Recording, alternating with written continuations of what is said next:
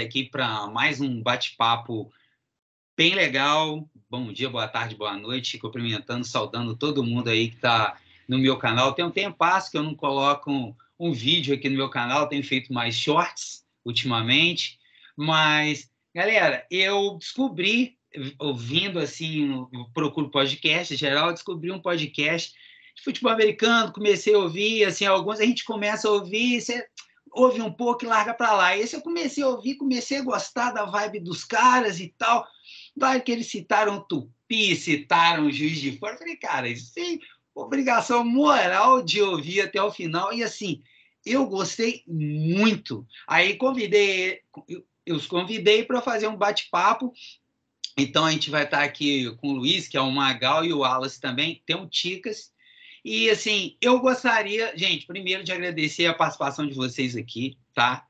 A gente vai falar do qual podcast que é, né? Que é o NFL e Teorias da Conspiração, que é o NFL etc, né? Adorei o nome também. Quero que vocês se apresentem e que vocês também falem do Ticas, né? Que também que não pôde estar aqui porque está trabalhando. E apresentem também, falem um pouco de como é que é o podcast. Eles também têm um canal aqui no YouTube, então, se você está assistindo, pô, siga lá o NFL, etc. Cara, um conteúdo muito legal, os caras são muito bons mesmo. Podem ir. Quer começar aí, Wallace? Vai você que você é melhor. Bom, então, deixa eu me apresentar, né? Eu sou o Magal. A gente começou esse projeto aí do NFL, etc., no início da pandemia ali, né? A gente tinha começado a conversar sobre isso antes, né? E o objetivo, assim, da gente fazer o podcast não era fazer um podcast muito técnico de análise de jogada, de estatística, de mercado, porque isso aí já tinha muito, né? A gente mesmo já acompanhava alguns podcasts nesse sentido, e a gente sentia falta um pouco do lado etc, né? Por isso o nome NFL etc, né? Pô, mas e as histórias dos jogadores e as fofocas, as confusões de bastidor, aquelas histórias que às vezes passam batido na mídia principal, né? Pô, e isso acontece tanto, né, cara? O jogador, pô, não conseguiu ser draftado e estava lá trabalhando num restaurante, aí de repente o cara consegue uma chance, entra, vai para a NFL. Então, essas histórias assim, humanas mesmo do esporte, a gente queria trazer.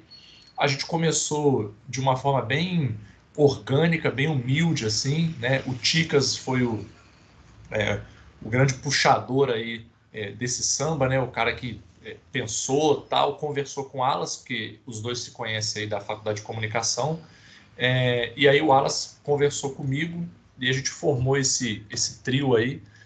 Já estamos quase batendo a marca de 150 episódios. Temos um público cativo, está sempre acompanhando a gente. Paralelamente a isso, né, eu já tinha experiência como jogador de futebol americano, né, eu joguei por 10 anos, comecei jogando lá em Brasília, no Brasília V8, depois joguei no Tubarões do Cerrado lá também, aí vim para Juiz de Fora, comecei a jogar no Juiz de Fora Imperadores, a gente foi campeão da segunda divisão no ano passado, campeão brasileiro, e subimos para a primeira divisão esse ano, né, só que aí esse ano eu me lesionei, né, eu rompi o LCA, aí eu resolvi parar de jogar, mas nesse meio do caminho eu trouxe o Wallace para jogar. O Wallace jogou ano passado comigo, a gente foi campeão junto, foi bacana demais. E aí o Wallace segue como jogador ainda, né? Dentro dessas maluquices aí da vida em si, né? Eu fui responsável por apresentar esse futebol americano para esse maluco que está aqui do lado. Então, numa das minhas férias e intervalos de loucura de jornalismo, né? Eu sou jornalista há 21 anos, vai fazer 22 agora, formado na Faculdade de Comunicação aqui da Universidade Federal de Juiz de Fora, e acompanho o NFL desde antes dos maias e os incas habitarem o planeta Terra. Né? Mais ou menos em 96 comecei a acompanhar por causa de um amigo meu, que foi aos Estados Unidos, né? E aí trouxe para cá aquelas fitas VHS, para quem é novinho e não sabe o que é um negócio desse tamanho, assim, que você colocava dentro de um aparelho para poder ver vídeos que hoje você vê aqui no YouTube. Antigamente, quando os incas e os astecas faziam assim, ele trouxe algumas fitas de futebol americano e a Bandeirantes transmitia, hoje Band, transmitia algumas partidas, né? E principalmente Super Bowl, né? Na época. E comecei a acompanhar futebol americano desde então. E só que com o tempo foi ficando mais fácil esse acesso, foi tendo ESPN e tal. E numa dessas férias, estava eu jogado no sofá da minha avó, o Magal ainda namorava minha irmã, hoje é casado com ela, passou pela sala e viu aquele bando de brutamonte batendo um no outro e perguntou se eu entendia alguma coisa. Falei, pô, senta aí que eu vou te explicar. E aí foi assim que nasceu um torcedor do New York Giants. Infelizmente, não tive como evitar isso. Tentei fazer ele torcer para o Miami Dolphins do meu coração, mas não foi possível, porque o Dolphins não vivia tão bom momento nessa época, não. Até hoje está bem ruim, mas nós vamos melhorar. Fica tranquilo. A NFL é cíclica. E aí eu já conhecia o Ticas da faculdade, né? E depois a gente se reaproximou por conta de um grupo de amigos. E sempre com esse intuito, né? A gente via Super Bowl junto, juntava a galera para ver o Super Bowl. E a gente sempre batia esse papo depois, né? Depois de umas cervejas, depois do Super Bowl inteiro de quase 5 horas. Pô, a gente podia conversar mais, bater mais um papo e tal. Eu entrei pro grupo de fantasy que o Ticas faz parte.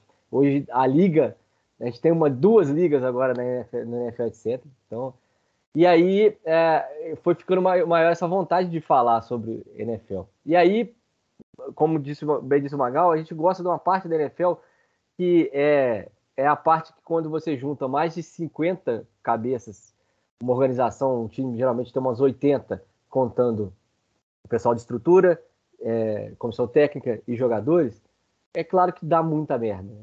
Dá muito problema, e aí é dessa parte que a gente gosta. Né? Os dramas, as histórias, as prisões por apostas não, prisões por os casos mais variados, né? A gente brinca que a off-season, por exemplo, que é o que está rolando por esses dias, é um campo fértil para a gente. A gente vai ver a training camp dos times, tem confusão. Os caras são liberados para alguns dias de folga, tem confusão. Então, assim, é essa parte que a gente gosta da NFL. O campo e bola é interessante também, tanto é que fui jogar para poder experimentar na pele que esses caras, pelo menos 1% que esses caras fazem. Mas o mais legal mesmo é saber que por dentro daquele pad, daquele capacete, tem um ser humano. Né? Então, poxa, é legal. E assim, vocês estão vendo eles falarem assim, eles tratam muito desse pedaço e eles têm uma forma muito tranquila de conversar, né? Assim, bem mineiro mesmo. E do jeito, inclusive, que eu acabei de falar agora.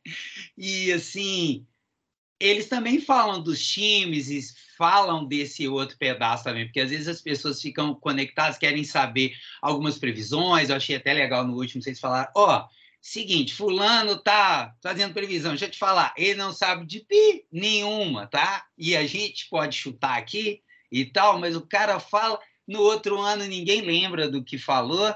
Então, isso é muito verdade mesmo, né? Eu tenho alguns vídeos aqui falando de futebol americano também, tenho vários, inclusive, e alguns explicando, porque assim, eu sou professor de educação física, também formado aqui na faculdade da UFJF, na FAEFID aqui, e assim, comecei também o meu canal na pandemia, porque eu queria um jeito interessante de levar os meus vídeos os meus alunos. Eu dou aula em 2 escolas, uma pública e outra particular. A pública são criancinhas menores e a particular vai do 6º até o ensino médio. Então, assim, para explicar o esporte, explicar regras e falar um pouco a respeito, depois eu fui continuando e tal.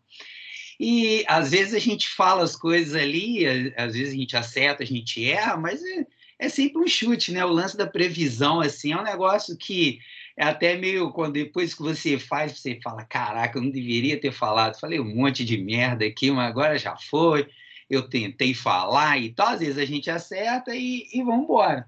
O negócio é não se levar muito a sério, né, Juliana? É assim, não achar que você tem que levar aquilo lá abraçado a ferro e fogo. Sim. E tal. E, óbvio, deixar o coração falar. Porque a gente só acompanha esporte. E aí, todos os esportes que a gente acompanha, do ciclismo ao badminton, do beach tênis até patinação no gelo, porque aquilo emociona a gente. E aí, todo mundo pode falar que não, mas sempre que tem uma prova, uma competição, você está torcendo para alguém, você escolhe um preferido e tal, e é isso, você tem que deixar o seu coração falar mais alto, porque o esporte, ele envolve isso, e é o interessante do esporte, né? É o que cativa a pessoa e emociona o ser humano, e aí, nem que seja para poder, depois você falar assim, não, estava completamente errado, fui ler sobre, para entender mais, a pessoa que eu estava torcendo nem tinha chance. Não, e até para fazer uma contraposição a esse negócio que tem hoje demais na internet, que todo mundo quer ser especialista em tudo, né? O cara chega na internet, não porque eu entendo disso, porque eu sei disso, que aqui é o canal disso. Fala, amigo, o que é isso? Segura sua onda aí. A gente tenta, a gente investiga, a gente pesquisa, mas a gente mesmo já avisa lá, ó, tô falando aqui, tô falando de orelha, tô falando porque eu acho, tô dizendo que tá certo, que tá errado. Eu, particularmente, eu prefiro muito mais esse tipo de honestidade, assim, do que esses conteúdos que às vezes o cara fica muito numa vibe de não, deixa eu te explicar aqui porque você não entende, você precisa saber como é que é. Não, calma aí, ó, eu também não entendo muito não, mas eu entendo um pouquinho mais que eu dei uma lida, então deixa eu te contar o que eu entendi e você pensa o que você quiser também, né? E aí depois a gente chega num acordo. Isso eu acho que, inclusive, não é só nem para um canal no YouTube ou para um podcast. Inclusive, isso deveria ser assim na vida, né? Porque Perfeito, é para a vida. né? Porque aí a pessoa morre abraçada com o erro, o cara tá, né, seguindo alguém, sendo, né, passado para trás por alguém, o sujeito tá vendo que o negócio tá errado, tá na cara dele, mas a pessoa, cara, quer morrer abraçada com aquilo ali. Essa polarização e esse lance de você ficar sempre segurando, tu vai morrer ali enquanto aquelas outras pessoas mesmo vão te largar para lá, vão virar e vão sair, né? Então, acho que isso aí deve ser para a vida. A gente vai dar a nossa opinião, a gente vai explicar o nosso ponto de vista, mas deixando claro que é a nossa opinião, o nosso ponto de vista, que a gente não é dono da verdade, que a gente vai estar certo em alguns momentos, vai estar errado em outros. Inclusive, eu falo isso quando eu vou todas as minhas aulas de educação física lá com os meus alunos, falo, olha só, por exemplo, eu faço alguns jogos de vários esportes. Vamos dar um exemplo aqui do futebol americano mesmo. Então, por exemplo, faço um jogo lá de pique-bandeira, eu uso as bolas de futebol americano como as bandeiras, e aí, assim, crio inúmeras regras para fazer os jogos diferentes, para eles aprenderem a correr, a passar e tal. Beleza. E eu falo, ó, se não tiver honestidade de vocês no jogo, vocês não vão se divertir, não vão conseguir jogar. Eu sou uma pessoa só, não consigo ver tudo. Se eu falar para vocês que eu estou vendo tudo, é mentira. Eu preciso de vocês, porque se não tiver isso, vocês não vão aprender, não vão se divertir, e eu quero deixar claro, eu vou errar, não porque eu quero, mas é porque é humanamente impossível ver tudo, né? E é isso, é deixar bem claro isso, e a gente não é super-homem, não. Até a ciência funciona assim, né, Juliano? A ciência, pô, o que eu sei hoje é isso aqui, mas se amanhã aparecer uma evidência diferente, a gente muda. E aí, pô, na sua área, então, isso acontece demais, né? O cara aprendeu lá na faculdade como é que prescreve exercício, ele passa 15 anos prescrevendo do mesmo jeito, e às vezes, o amigo, já mudou, a ciência já mudou, as coisas avançaram, não se faz mais exercício desse jeito, isso aqui já não pode, isso aqui já não pode. Então, isso é uma coisa que a gente bate muito na tecla também lá no podcast, até porque a gente é bastante crítico da própria NFL também, assim. Bastante, é legal. A gente não gosta desse negócio de vamos ficar passando pano só porque eu... Não, a liga é horrível em um monte de sentidos, os times são horríveis em um monte de sentido, de gestão, de essas causas que a gente defende muito também lá no podcast, né, de igualdade de gênero, de igualdade racial. A liga erra nisso aí para cima e para baixo, a gente sempre mete o pau na liga nesses casos. E é uma coisa como você falou, é tão besta você querer morrer agarrado ao erro assim, né? Não, é desse jeito aqui, vamos pensar. Não, vamos criticar, vamos fazer errado, depois a gente muda, depois a gente melhora. Isso é uma coisa que a gente gosta de bater bastante na tecla lá no podcast. E o pessoal costuma gostar também. A ideia é também mostrar que não tem ninguém que é melhor do que o outro, não. A quantidade de besteira está espalhada do jogador, passando pela comissão técnica, até os donos. Todo mundo faz besteira. A liga inteira tem seus pormenores, tem seus seus senões, só não pode apostar. Apostou, você é suspenso uns 15 jogos e aí nunca mais você vai... Então, cara, isso para mim só mostra o quanto vocês realmente gostam do futebol americano.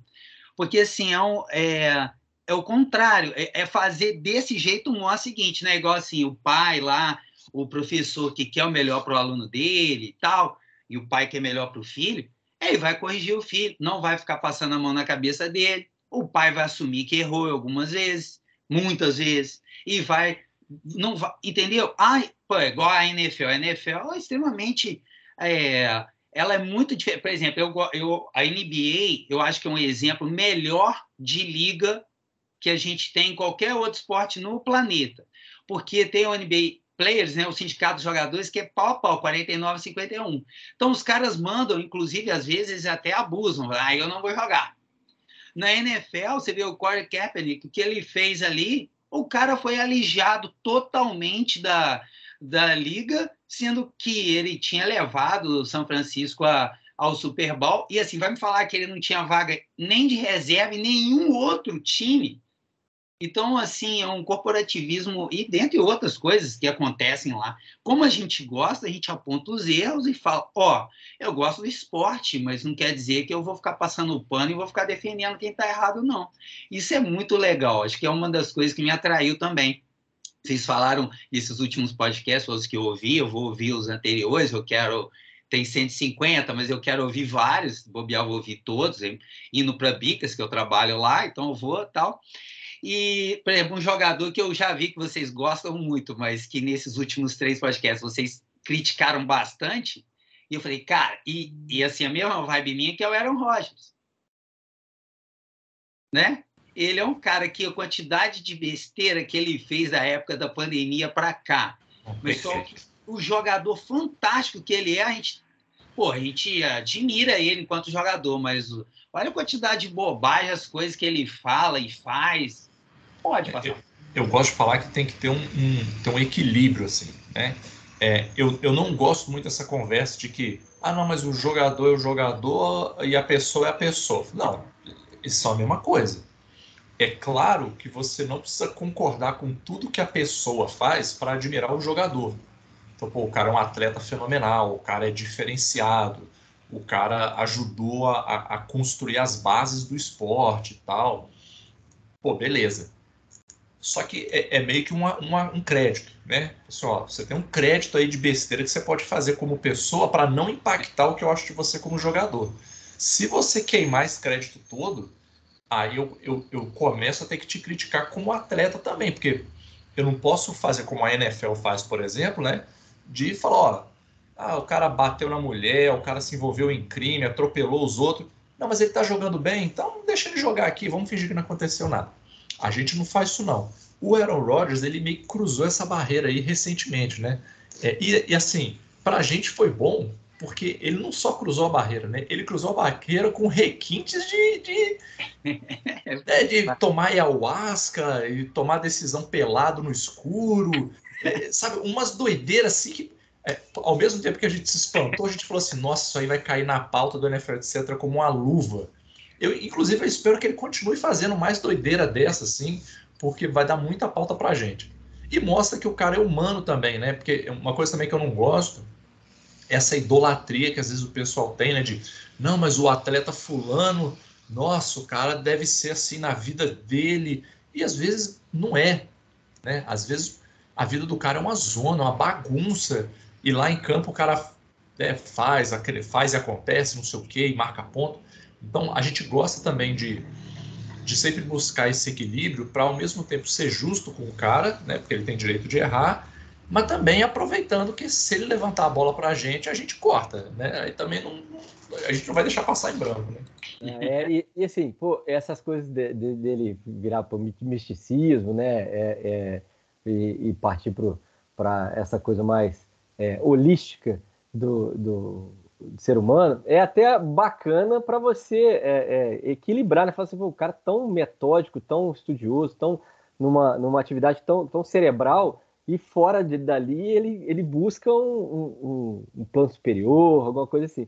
O problema foi que ele realmente utilizou subterfúgios que não são legais para poder se dizer imunizado numa época que estava a liga inteira se vacinando e tal. Essa desonestidade dele é pior do que em si ou não querer se vacinar, porque muitos não queriam se vacinar e ficaram de fora da liga, e aí isso é um problema de saúde pessoal deles lá e tal. Óbvio que é um problema de saúde pública. Se você quiser ter desenvolver atividades, e hoje a gente vê que a vida em sociedade só foi possível por causa de uma imunização completa da maioria da população. Então, é claro que quando você é um atleta profissional, você tem que ter essa cabeça, mas se ele particularmente não quisesse, ele tinha que ter se afastado da liga. Não, ele quis o melhor dos dois mundos. Eu não quero me vacinar, mas eu quero continuar jogando porque eu sou ídolo e você é MVP. O cerne da questão não é nem a saúde, é a desonestidade dele. Então, assim, como ele já era o rei do ranço lá atrás, porque não foi draftado por São Francisco, não sei se você sabia, Juliano, é uma história aí que a gente sempre repete essa história no NFL, etc., porque ele foi preterido pelo Smith, né, o pessoal do 49ers resolveu draftar o Smith, que é a mesma pessoa. Se você pegar os dois, colocar uma fotinha dos dois um do lado do outro, o Aaron Rodgers é a cara do Smith. Parece. Então, só que aí ele fica com esse ranço, aí acabou tendo que... A gente brinca que ele foi para Green Bay, que não tem praia, não tem sol e tal. E a gente brinca que ele foi alijado, né? Que também a NFL faz sempre a questão de lembrar dessa história do draft dele.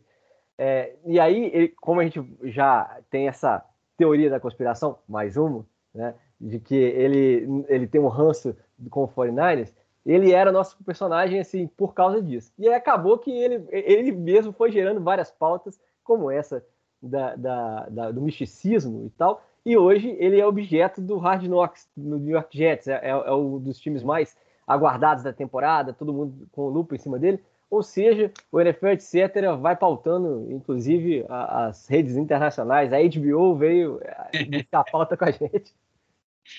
Veio copiá-los, né? Eu tô achando que ele ouve também. Falou, eu vou dar munição para esses caras. Os caras são bons, eu vou dar munição para eles. Juliano, isso nós temos certeza. Tem alguém dentro da NFL que escuta a gente. Porque tem coisa que a gente fala no programa, dá 2 semanas, 3 semanas, acontece na NFL. Eu falei, não é possível. Tanto que agora a gente já manda até um recado direto. A gente vai falar...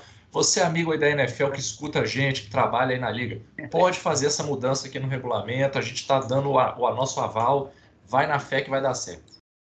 Daqui a algum tempinho eu vou, por conta de compromissos profissionais, vou estar em Ouro Branco, né, que é pertinho de Ouro Preto ali. Vou aproveitar e dar uma sondada ali se ainda existe a passagem de Ouro Preto para Machu Picchu, ali nas cavernas ali, e se tiver, a gente vai convidar, vamos mandar um recado para o Rodgers, para ele ir ou para Machu Picchu para vir para Ouro Preto, ou de Ouro Preto para Machu Picchu, a gente vê se faz essa ponte do Gandalf lá de New Jersey. E eu não duvido não, tá? Porque se ele ficar sabendo e alguma voz na cabeça dele falar que isso vai fazer ele ser MVP e que vai ganhar e tal, ele vem e traz o Jets inteiro com ele ainda para fazer a caminhada. Vou ter certeza disso. E assim...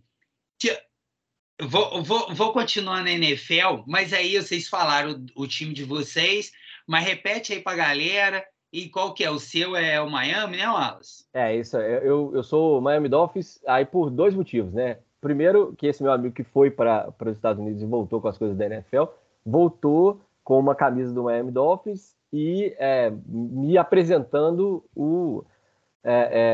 o Dolphins inteiro, né? Que na época a gente tinha só o Dan Marino de cornerback. Então, é um dos melhores de todos os tempos. E realmente, quando eu fui me aprofundar no esporte, eu tive a sorte de acompanhar as últimas temporadas.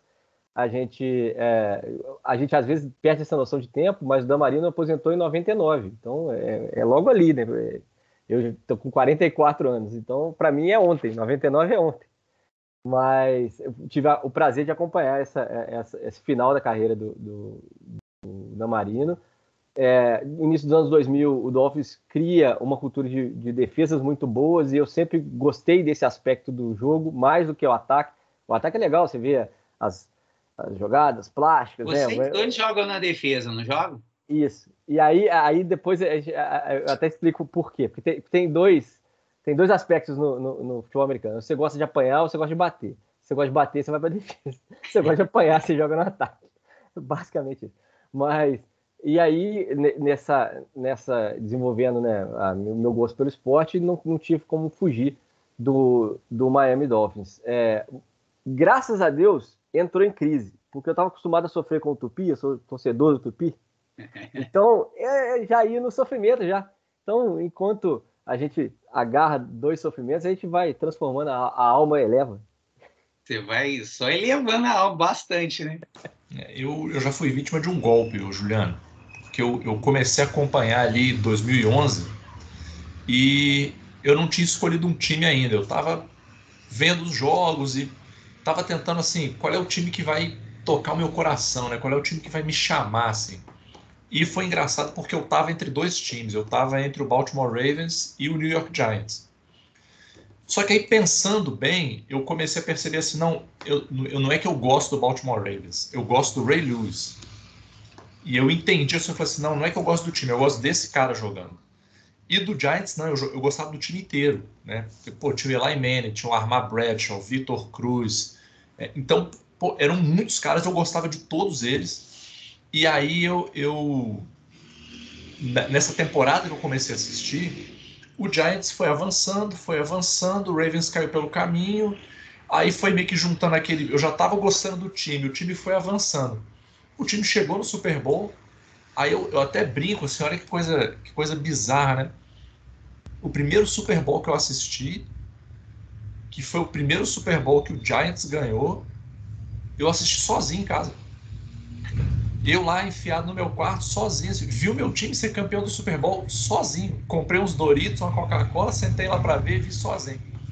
E aí eu caí nesse golpe, né? Porque foi pro Super Bowl contra o New England Patriots, que era o time a ser batido, né? O Tom Brady no auge e tal, voando. E pô, eles vão lá e derrotam o time a ser batido. Eu falei, cara, pronto, tá marcado. Esse é o meu time aí.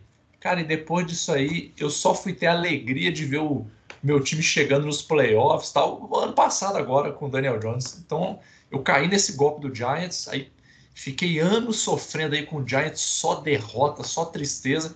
Agora eu tô começando a ficar animado de novo, porque o time devagarinho tá começando a engatar, tá começando a achar seu rumo, né?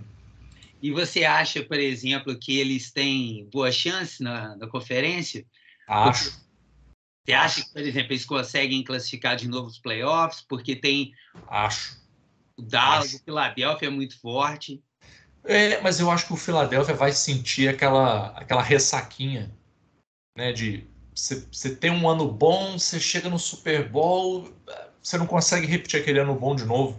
Eu até faço a comparação com o próprio Buffalo Bills, que eu acho que é um time melhor do que o Philadelphia Eagles, em termos de equipe, assim, tem uma equipe mais bem estruturada, tem um quarterback que é mais experiente, que já vivenciou playoffs com mais frequência do que o time do Philadelphia Eagles.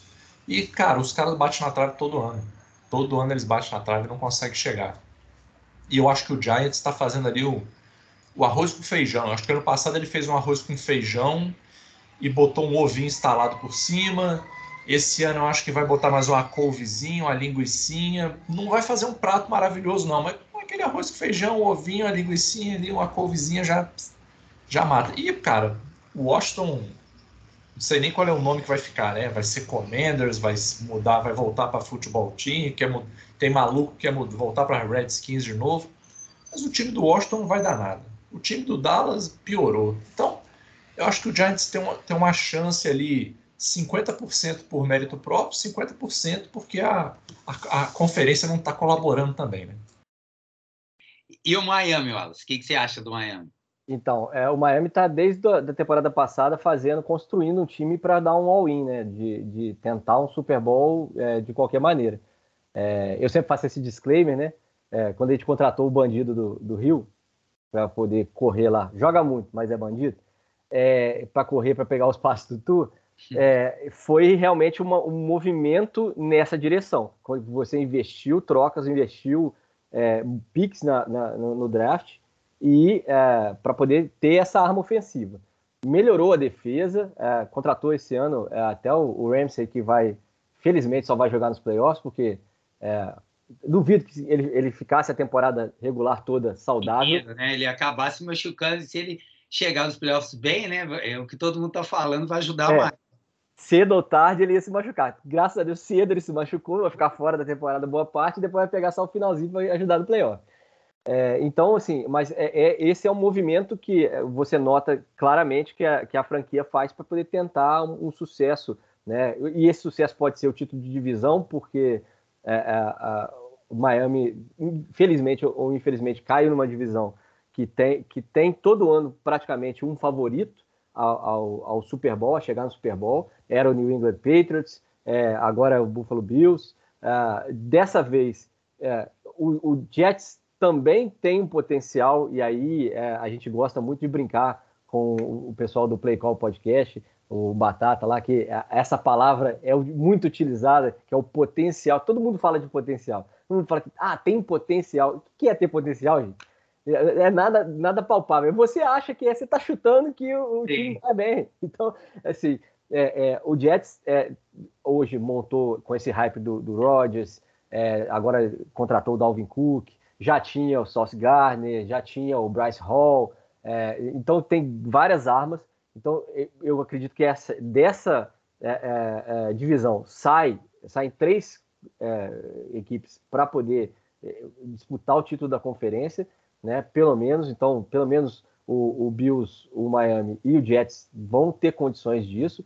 Tomara que o vestiário prejudique muito o Jets, porque a gente já vê, e aí a gente faz essa ponte com o Hard Knocks, que não é muito bem comandado. O Saleh tem uma distância que não é legal dos jogadores, porque o comandante tem que estar ali, tem que ser querido pelos jogadores.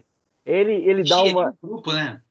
Então ele dá uma estrelada de vez em quando. Então o jogador não gosta muito disso, porque quem tá lá tomando capacetada e pancada dentro de campo é ele, não é o Robert Saleh. O Saleh só tá decidindo as coisas lá fora. Então, a gente tomara que o Dalvin Cook, que também não é bom de vestiário, chegue e desabe esse vestiário de uma vez. Eu torço contra mesmo. Rival de divisão, eu torço contra mesmo. Eu não consigo nem admirar o New England Patriots na era Brady por causa da rivalidade de divisão. E uma das grandes paixões que eu tive pelo Miami foi que o Miami ele é uma das pedras no sapato do Bill Belichick. Sempre. É o cara que, assim, não importa quem tivesse no comando, quem tivesse em campo, é o time que mais derrotou o Bill Belichick na vida dele. Então, para sempre, ele vai ficar com aquele golfinho, capacete na mente. Então, são essas coisas. E dessa vez, o New England, e aí eu volto aqui para poder fechar esse ciclo, é que a NFL ela tem altos e baixos para todo mundo. Uhum. O Magal a gente começou a acompanhar os times embaixo, mas sempre tem uma renovação de esperança, porque o time vai ciclar e vai estar em cima de novo. Então, isso pode demorar mais ou menos, né? Pode demorar uma eternidade, igual o Jets agora demorou uma eternidade. Pode nunca ter acontecido, mas acontecer agora para frente. Então, você nunca sabe o que vai ser. Infelizmente ou felizmente, a divisão que todo mundo vai acompanhar com lupa é a nossa, provavelmente a do Kansas City Chiefs também, que está muito boa, e a AFC que tem os melhores quarterbacks. Então, assim, a conferência em si é muito boa de acompanhar, mas eu acredito que o Miami, se o Tua conseguir ficar saudável, se aquela gelatina que ele usa embaixo da caixa craniana funcionar, eu acho que a gente tem chance. Infelizmente, é uma peça fundamental que o ano passado tomou muito prejuízo por causa, assim, misto, né? De culpa, responsabilidade do atleta, mas responsabilidade dos gestores também, né? Aí vão os gestores todos, do GM, do head coach, do coordenador ofensivo, de que ele tinha sofrido a concussão no jogo anterior, colocaram ele para jogar no jogo seguinte, e ele, de novo, sofreu a concussão. Então, assim, claro que o atleta vai querer jogar, né, Gina? Você sabe disso. Lógico, não, claro. O cara vai querer jogar. Cara, se você for atropelado por uma carreta, você fala, não, tem condição de jogo, eu vou jogar. É assim que a gente faz. E aí quem tem que estar de fora ali, o médico, principalmente os gestores, porque o médico às vezes tem a palavra, né? Às vezes o médico vai lá e fala, Sim. olha pro cara e fala assim, não, ele não tem condição. Mas quem manda é o coordenador ofensivo, é o head coach, é o GM. Então esses caras do administrativo tinham que ter um pouco mais de noção e cuidado. Mas, como a gente fala sempre na NFL, etc., eles tratam os atletas como carne mesmo, como dispensáveis. E os running backs estão sofrendo isso nessa temporada aí. Ó, não estão pagando os caras e não estão nem aí. Estão pagando bem menos os caras, tem uns caras muito bons, mas eles estão entendendo que muitos quarterbacks, por exemplo, estão fazendo o trabalho deles, então estão correndo mais com a bola do jeito que as jogadas estão sendo desenhadas, né? Porque às vezes o sujeito, eles protegem tanto o fundo que alguns quarterbacks lançam muito bem e sobra para ele mesmo, que às vezes é um muito bom corredor, partir com a bola. E se a gente lembrar, na temporada retrasada, o Tua estava tendo o lançamento mais rápido. Por quê? Porque a linha ofensiva não segurava nada. Não segurava absolutamente nada. E na temporada passada, como você falou, o Miami, se eu não me engano, jogou com o terceiro quarterback. E, cara, o Buffalo tal, era super favorito e passou um sufoco danado para passar por Miami. Miami quase realmente... Quase que a gente comete o crime. Quase que comete o crime, exato. E os Giants, eu concordo também, acho que tem um time bom. Eu gosto, assim, eu tenho algumas camisas eu fico olhando lá quando entra alguma coisa na promoção e tal. Aí eu resolvi colocar a camisa do time que eu torço, eu sou Seattle. Então a gente aqui acaba que cada um torce para um. E assim, eu lembro de estar seguindo um podcast aí, e eu lembro dos caras juntarem e começaram a descer o pau no Pete Carroll. Mas assim, beleza, eu acho que você pode fazer a crítica, mas aí daí você falar que o cara tá velho, você entrar nessa linha, só que o cara tá velho, o cara não sabe nada ou tá ultrapassado só porque tá velho, que é o head coach mais velho eu falar, isso aí também já é uma perseguição, uma sacanagem. Às vezes a pessoa pode ser o técnico mais velho e não é, nem acho que seja o mais antenado não, tá? Mas ele é um bom técnico, prova disso que o Seattle conseguiu jogar muito bem, de forma simples, na temporada passada. Esse ano vai capinar sentado se quiser passar pelo São Francisco, mas o São Francisco também, ao mesmo tempo, está com problema no quarterback. Então, assim, está todo mundo apontando muito São Francisco e tal, que ele vai fazer final de conferência de novo ali contra o Philadelphia. Eu acho que o pessoal pode tirar um pouquinho o pé do acelerador, que na hora que a bola voar e os começarem a acontecer mesmo lá no campo, as coisas podem ser diferentes. É o que a gente falou no começo. Tem uma coisa que a gente comenta muito, assim, que a gente parece uma coisa que não faz sentido, né? A gente fala, o jogo é jogado. Então, você pode ter essas conversas antes, previsão. O jogo é jogado. O jogo é quando você entra no campo e você bate no cara e você analiticamente, estrategicamente consegue entender o que o cara está fazendo e consegue mentalmente ajustar o seu jogo e fisicamente executar esses ajustes, né? Uma coisa que eu também fico indignado com essas coisas, né? O pessoal metendo o pau no Pete Carroll porque o cara é mais velho. Bom, primeiro que assim, se a gente for olhar para trás, né? Eu mesmo fui campeão do Super Bowl com o Giants com o Tom Coughlin, que também era um cara super idoso, né? Depois ele chegou a passar um tempinho lá em Jacksonville, nos Jaguars, e logo depois ele já se aposentou como head coach, né? E foi um cara que teve bastante sucesso, né? Venceu o Patriots 2 vezes no Super Bowl. E isso é muito também esse tipo de conversa que a gente não gosta, Juliana, porque se a gente for pensar ali na bucha, cara, quem somos nós aqui na fila do pão no Brasil para dizer que o cara é bom técnico ou não é bom técnico? Cara, a gente conhece tão pouco do esporte, mas tão pouco. Eu brinco que futebol americano, você estuda para se sentir burro. Porque quanto mais você estuda, mais burro você se sente. Que você fala assim, cara, tem um monte de coisa que eu nem sabia, tem um monte de coisa que eu nem imaginava. Aí você fala assim, não, eu vou estudar mais. Aí você estuda mais, você descobre que tem um outro caminhão de coisa que você não estava nem imaginando. Então, no mínimo, a gente tem que ter humildade de falar assim, olha, eu posso não gostar do Pete Carroll. E eu vou te dar um exemplo. Eu, por muito tempo, eu não gostei do Pete Carroll. Eu vou te falar por quê. aquele jogo do Seahawks contra o Green Bay, que teve no final do jogo teve aquele lançamento na end zone, que ficou aquela confusão entre os árbitros foi o pessoal do Seahawks que segurou a bola ou foi uma interceptação do Green Bay? E aí um árbitro marcou uma coisa, o outro árbitro marcou a outra, no final valeu a decisão que beneficiou o Seahawks. Eu fiquei indignado esse dia, porque para mim o Pete Carroll ficou com a comemoração de vilão de filme ali. Eu falei, cara, o vilão do filme ganhou. Não, tá errado, não era para ter ganhado esse jogo. Aí eu peguei um certo ranço dele. Mas quando eu fui estudando o esporte, eu fui descobrindo que, cara, ele é uma das grandes mentes do futebol americano, é o Pete Carroll. Assim.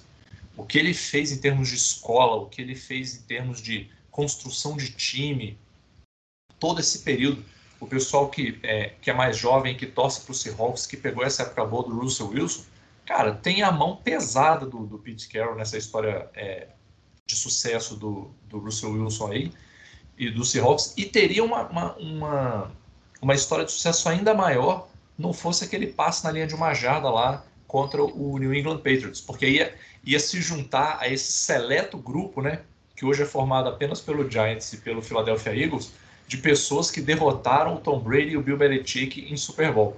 Né? Tava ali, tava na mão, já tava ganho. É só colocar o Matthew Lynch. Pô, você tem o Matthew Lynch, cara. O cara que atravessa uma parede correndo com a bola e tenta lançar aquela... Eu falo com os caras, eu sei que o que importa é o resultado final do jogo.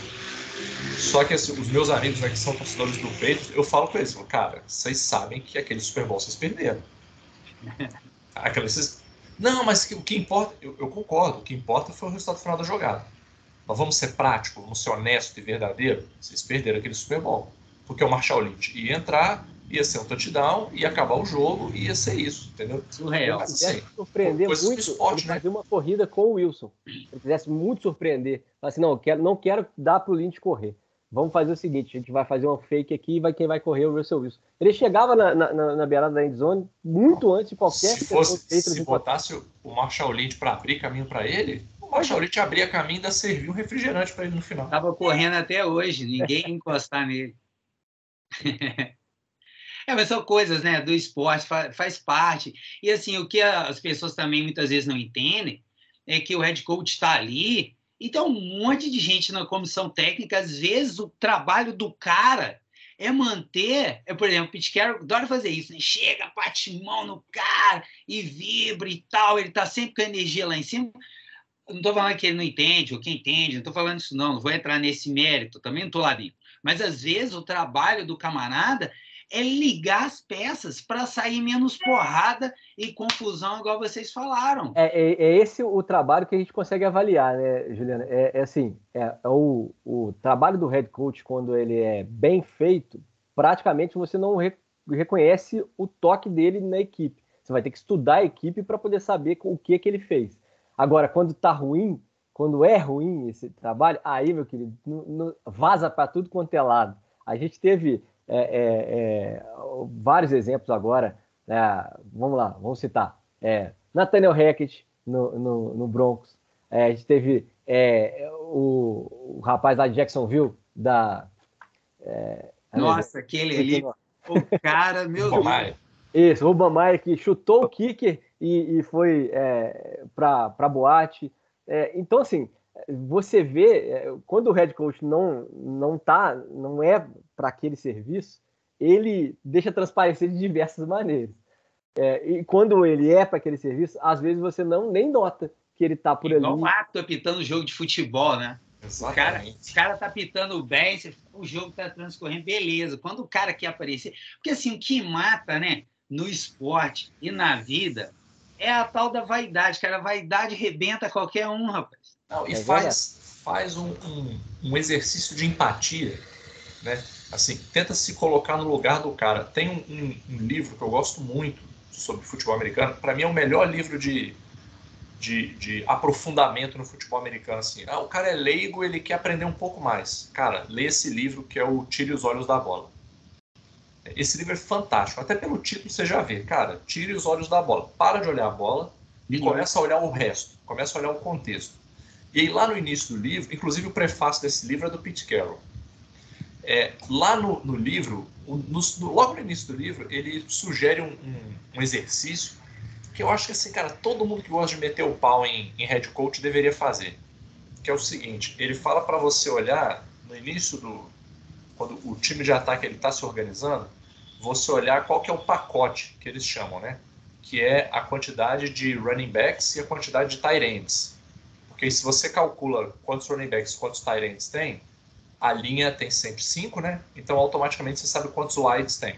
Então eles sempre chamam assim, é um pacote 1-1, tá? Porque tem um running back e um tight end. Você sabe que o resto é wide receiver. E ele fala o seguinte, no primeiro quarto do jogo, você só faz isso, anota o pacote e anota se foi um passe ou uma corrida. Então, a pacote 1-0 foi uma corrida. Pacote 2-1 foi um passe. Pacote 1-2 foi um passe. Faz só isso no primeiro tempo do jogo. Quando for para o halftime, você dá uma olhada ali na sua anotaçãozinha e aí, quando voltar o jogo, olha o pacote, olha a sua cola e tenta adivinhar se é corrida ou passe. Você vai ver que já não vai funcionar muito bem. Por quê? Porque entre o primeiro tempo e o segundo tempo, o time já vai fazer uns ajustes. Agora você imagina, a gente está olhando só o pacote, só quantos running backs e quantos tight ends tem.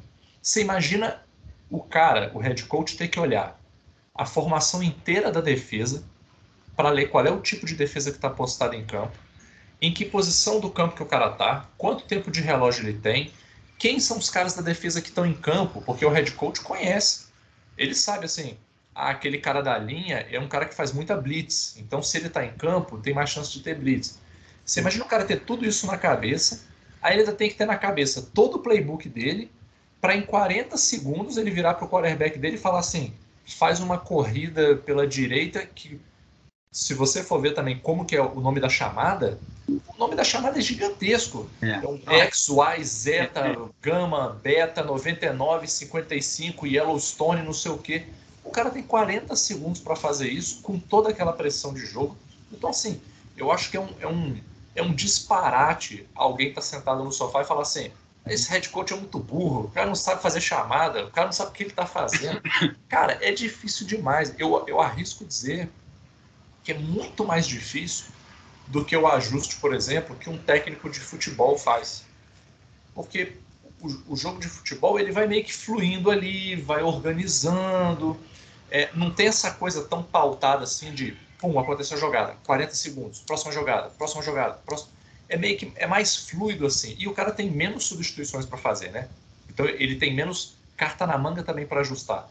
O técnico de futebol americano, ele pode trocar de gente quantas vezes ele quiser, quanto tempo ele quiser, então você acaba tendo mais opções e acaba dificultando o trabalho dele também, né? Então, o pessoal podia fazer esse exercício de empatia aí, ó. Tenta fazer só isso. Se você só tentar sacar que é corrida ou que é passe, você já vai ver o quanto que é difícil. Isso é muito legal mesmo. Eu costumo falar o seguinte, os esportes americanos, eles são os esportes coletivos, tem muita individualidade neles, é o que é do americano. Então, por exemplo, futebol americano, beleza, você olha, esporte coletivo, tem várias pessoas jogando, mas a ênfase ao que dá o quarterback, os duelos sempre são individuais. Você vê no basquete, a NBA está mudando um pouco agora, começou a chegar times, equipes, franquias que trabalham mais o coletivo, meio que um basquetebol mais europeu jogado. O futebol americano, o beisebol, então, nem se fala, são muitos duelos individuais, é a ênfase naquela pessoa, no herói e tal, e a ênfase no head coach também, ela é gigante nesse sentido. Isso aí que você falou, eu gosto de falar isso quando as pessoas vêm e falei, cara, eu não consigo ver, eu tô vendo um jogo lá, falei, se quiser, esquece a bola e começa a prestar atenção no jogo. E às vezes você presta atenção só na defesa. Por exemplo, um time de futebol, como é que eles estão marcando? Aonde é que essa bola vem? Para onde os caras estão? Quem está ali? Você vai começar a entender melhor como funciona também. E se a gente consegue ir lá e jogar, de dentro você vê muita coisa, né? Que você não consegue ver de fora. Não, olha, a gente, né, eu e o Wallace temos experiência de jogar quando você está dentro do jogo, e como o Wallace bem falou, né, o nosso nível aqui é 1% da dificuldade que é lá na NFL, né? Quando você está dentro do jogo, é muito difícil. E olha que, assim, o nosso playbook, por exemplo, aqui no Brasil, ele é muito mais simples, não tem nem comparação, assim. Deve ser um playbook comparativamente, assim, de um time de criança de 6 anos, de 8 anos dos Estados Unidos, assim. É muito simples o que a gente faz aqui no Brasil, e mesmo assim já é muito difícil, né? Tem um colega nosso que ele não gosta muito, porque o pessoal gosta de falar que o futebol americano é como se fosse um xadrez, só que é um xadrez em que todas as peças se movimentam ao mesmo tempo. Então você tem que virar a jogada é agora, beleza. Para onde que o seu peão vai, para onde que sua torre vai, para onde que sua rainha vai. E esse colega nosso, né, que ele inclusive ele é head coach, né, o Batata, ele fala assim, cara, eu não gosto dessa comparação, sabe por quê? Porque o seu peão às vezes não vai para onde você mandou. O seu cavalo esquece a jogada e faz uma coisa errada e atrapalha o seu peão a se movimentar. Então, não é só que é um xadrez que todas as peças se movimentam ao mesmo tempo. É um xadrez que as peças se movimentam ao mesmo tempo e tem peça que não sabe o que está fazendo na jogada. Ou tem peça que erra, porque tem um peão que é mais forte que o outro, aí o peão dá uma porrada no outro peão e o seu peão cai. Então, é muito mais difícil do que isso. A complexidade do jogo de futebol americano, e a gente acha que é focada no quarterback, né? E é impossível você conseguir desassociar essa posição de dominância que o quarterback exerce, né? Mas ela é complexa em todas as posições, porque do center, que é quem dá o snap na bola, né? Quem joga a bola para trás, até o último cara da defesa do outro lado, que é o safety, cada um tem os movimentos que deve fazer, como é que faz, qual é a cobertura, qual é a pressão, qual é a tendência do outro time de fazer a jogada. Então, a gente até comentando outro dia aqui, o atleta de futebol americano, ele é muitas vezes alavancado na universidade, né, nas escolas e tal, porque ele brilha em campo. E aí as pessoas falam, mas ele é atleta, ele vai passar nas disciplinas porque ele é atleta. E depois que você entende um pouco mais do que é o jogar futebol americano e tal, você percebe que ele vai estudar para o resto da vida dele. Uhum. Ele só não vai estudar na formação formal, ele não vai estudar física, química, biologia, ele vai estudar futebol americano para o resto da vida dele. Para o resto da vida dele, ele vai ter reuniões e vai sentar numa sala e observar a jogada que ele tem que fazer, pegar um playbook que às vezes tem 100, 200 páginas, para que ele decore no mínimo 50 páginas da função dele, das coisas que ele tem que fazer em campo. Então, a gente brinca assim, é uma enganação falar que o atleta ele está lá recebendo dinheiro ou sendo estrela porque ele tem uma complexão física avantajada, ou é um cara muito rápido, é um cara muito ágil. Não, é porque ele tem uma profissão que envolve, além da cabeça, o corpo dele. Então, além de ter que estudar tudo, e aí, às vezes, a gente está numa reunião chata, a gente está numa coisa, assim, imagina ter que fazer isso e ainda tomar pancada de tarde. É mais ou menos isso aí que o jogador de futebol americano faz. É simplificar muito, né? As coisas, né? Falar que, cara, é só por isso e tal. Não, isso qualquer coisa na vida também. Com certeza. Fala um pouco de como é o futebol americano aqui no Brasil. Como é o lance do jogador, como é que quais são as equipes, como é que o pessoal joga, esse negócio é totalmente amador mesmo, tem algumas equipes que têm patrocínio, que ganham, ou tem alguém que recebe algum salário. Fala aí pra gente, porque eu acho que é uma curiosidade também das pessoas em geral, e minha, inclusive.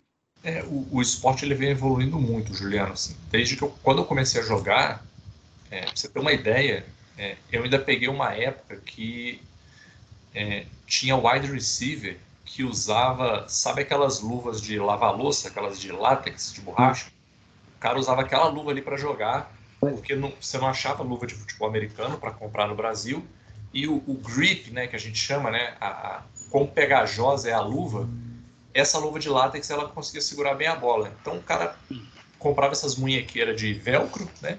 Aí botava essa luva, às vezes botava umas duas, né, para reforçar, enrolava com a munhequeira de velcro e jogava assim.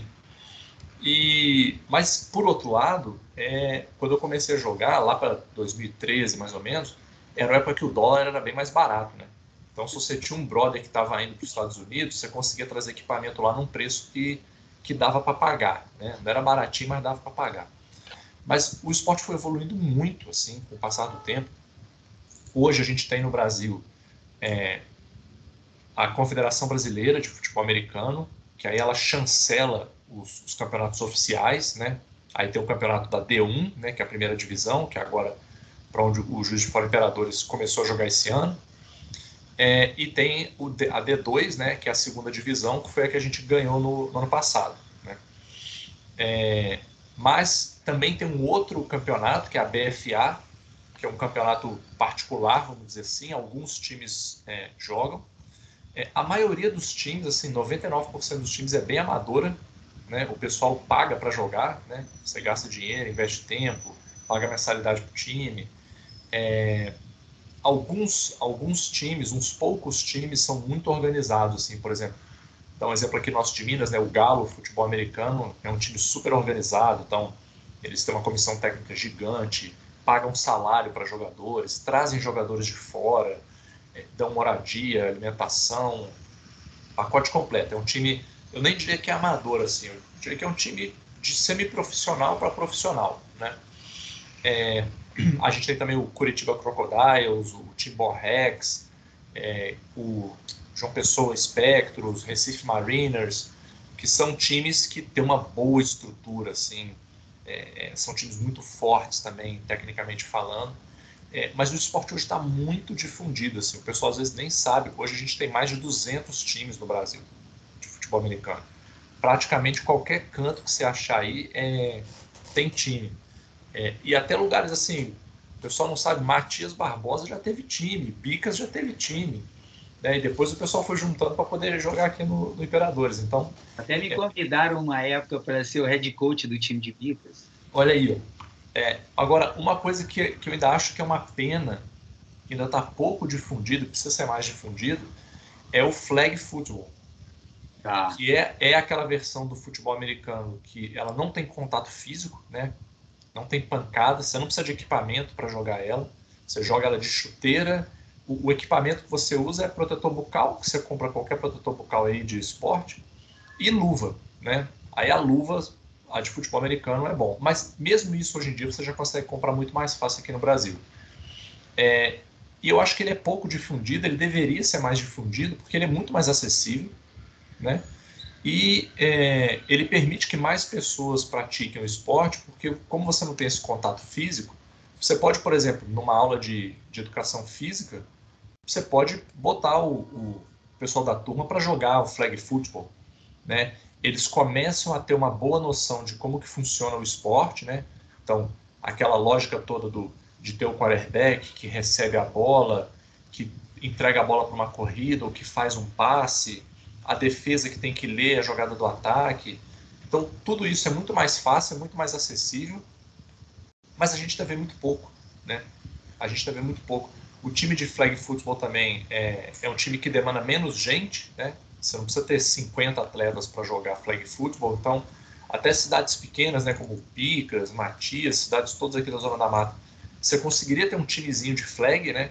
Juntar ali 7, 8, 10 caras para conseguir ter um time de flag, e ainda é muito pouco difundido. Então eu acho que é um esporte que poderia ser um pouco mais difundido, poderia ter um pouco mais de visibilidade aí, não só pela acessibilidade, mas também porque seria uma boa porta de entrada aí para o futebol americano, né? Com certeza, bem legal mesmo. Com É, certeza. o Magal sabe mais dessa cenário brasileiro de futebol americano. Eu acompanhei os primórdios, que começou com o torneio de touchdown lá atrás, né, com Regis Nestrovski narrando. Joguei torneio touchdown, cheguei a jogar os últimos anos. O Ivan Zimmerman e Regis Nestrovski, que eram os grandes incentivadores, né, do torneio touchdown. E aí foi evoluindo. Assim, hoje em dia existe até um mercado bastante bacana no Brasil de equipamentos, né? Essa feira do rolo, do usado e tal, tem página do Facebook, página no Instagram.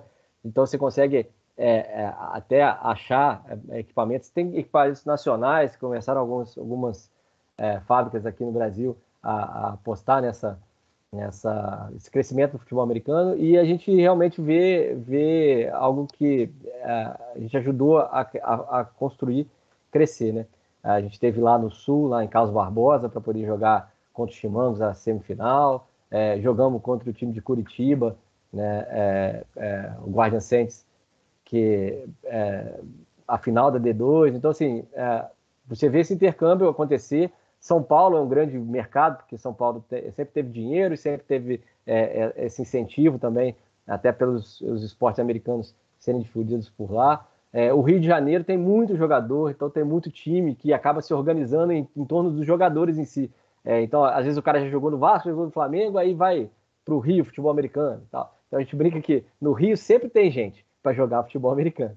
Então, cresceu bastante, e a gente se sente orgulhoso de fazer parte disso, que eu, de novo, não sou mais nenhum garoto, e ver muita gente de barba grisalha jogando dentro de campo é muito legal, porque você vê que literalmente é o cara que pensou como eu. Um dia você tem que botar um pé de um capacete, tem que ir lá dar umas porradas, tomar umas porradas para poder saber como é que é. Rapaz, eu tô com um tal probleminha aqui. Vocês estão conseguindo me ver normal? Não, para mim tá uma tela verde. Eu também você viu uma tela verde, mas já imaginei que você tivesse. Não.